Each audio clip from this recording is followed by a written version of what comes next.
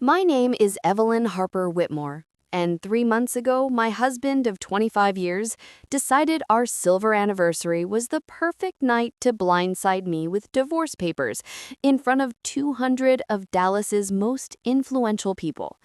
He thought he'd planned the perfect ambush. He was wrong, because the ballroom he rented, I secretly own 51% of the hotel. The Highland Park mansion he wanted to keep, bought with my trust fund, titled solely in my name.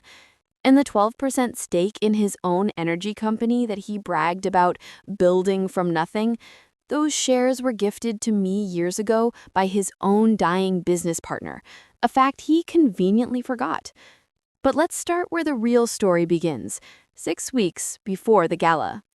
I was in our kitchen in Highland Park sipping coffee when I noticed Blake on the patio at 2 a.m., whispering into his phone like a teenager. "Baby, just a few more weeks," he murmured, voice syrupy. "Once the papers are signed, the house is ours, the cabin in Aspen is ours, and we'll be on a jet to St. Bart's by Christmas." A woman giggled on the other end. I recognized that giggle. It belonged to Madison Sinclair. 29, Pilates-toned, daddy's Amex black card, and apparently my husband's executive assistant for the last 18 months. I didn't scream. I didn't throw his phone in the pool. I smiled, walked back upstairs, and opened the safe behind our wedding portrait. Inside were documents Blake had never bothered to read properly in 25 years. Documents that were about to ruin his life. The next morning, he kissed my cheek like nothing happened. "Evie, darling, the gala is going to be legendary. I've booked the grand ballroom at the Whitmore Rosewood. Black tie, string quartet, the works. I want the whole city to see how perfect we still are." He winked. I almost felt bad for him. Almost. Phase 1. Let him think he's winning. I played the excited wife. I chose the emerald Badgley Mishka gown that made me look like money and revenge had a baby. I helped pick the menu.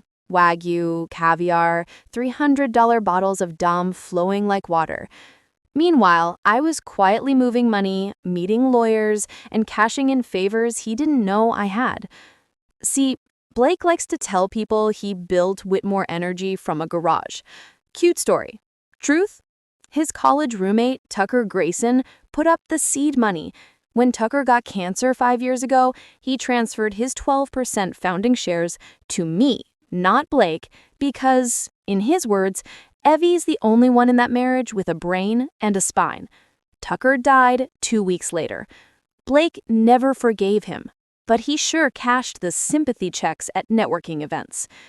I also discovered Blake had been siphoning company funds into an account for Madison. Private jets, Birkins, a leased Porsche 911 in her name.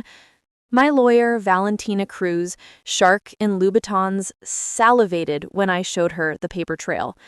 She said, "Girl, this isn't a divorce. This is a hostile takeover with stilettos." The night of the gala arrived. The grand ballroom at the Whitmore Rosewood glittered. Crystal chandeliers, white orchids dripping from the ceiling, string quartet playing Vivaldi. 200 guests in Tom Ford and Oscar de la Renta. Blake wore his smirk grin like cologne.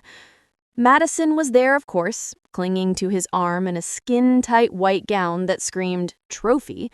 She kept giving me pity smiles across the room. Bless her heart. Blake's mother, Bitsy Whitmore, floated around in pearls and venom, telling everyone how proud she was of her son finally putting himself first. Dinner was served. Speeches began. Then the MC handed Blake the mic. He tapped the glass, stood, and the room quieted. 25 years, he began, voice thick with fake emotion. A lifetime with one person is a beautiful thing, but sometimes love changes form. Guests shifted uncomfortably. I've spent months soul-searching, and I've come to a difficult but honest decision. Evelyn and I have grown apart. I've met someone who shares my vision for the future. Gasps. A few forks clattered. He pulled the divorce papers from inside his tux jacket like a damn magician. Evie, I'll always care for you, but I need to follow my heart. I'm filing for divorce tonight. I'm asking for the house, the Aspen cabin, and my company shares. I think that's more than fair. The room went dead silent. Madison actually smirked. Bitsy dabbed fake tears with a monogrammed handkerchief. Blake slid the papers across the table toward me. Sign, Evie. Let's not make this ugly in front of our friends. I stood slowly, took the microphone from his hand. He looked relieved, thought I was going to cry and beg. I smiled. Thank you for that creative fiction. I turned to the crowd. Y'all, I have a confession too. I pulled my own folder from under the table, thick, leather embossed with the Whitmore family crest he loved so much. First, the Highland Park mansion on Beverly Drive, purchased in 1999 with my trust fund. Title is in my name only. Sorry, darling, you never actually owned it. His face went the color of spoiled milk. Second, the Aspen cabin, bought in 2008 with proceeds of my late father's oil royalties. Again, my name only. And the 12% stake in his own energy company that he bragged about building from nothing, those shares were gifted to me years ago by his own dying business partner, a fact he conveniently forgot. I nodded toward table 3. The entire board of directors raised their glasses to me. They'd been briefed that afternoon. Blake made a choking sound. Oh, and Madison, honey, I looked straight at her. The Porsche, leased with embezzled company funds. The IRS and the SEC are waiting in the lobby with cuffs and subpoenas. Hope white still looks good on you in federal prison.